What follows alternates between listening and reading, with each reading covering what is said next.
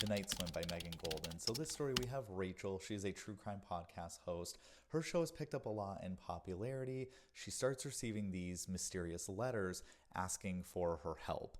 At the same time, there's a court case going on where a young gentleman sexually assaulted a young lady. Two main voices in this story are Rachel and Hannah.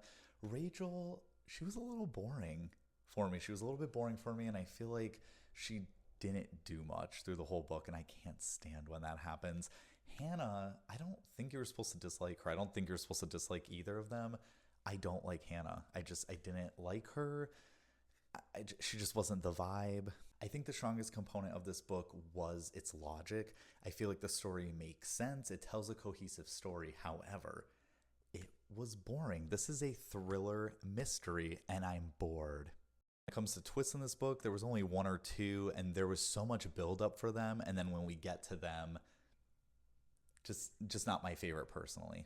I was so excited to read this book. It was one of my very first book of the month books that I ever had back in 2021.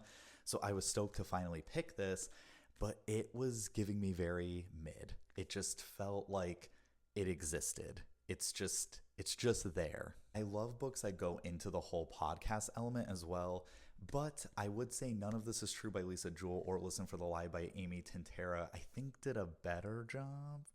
Fortunately, I won't be reading the second book in the series. However, if you are new to the thriller genre, I do recommend reading The Night Swim. I think it's a good introduction into that world. I have read so many though, so it just maybe didn't pop out for me.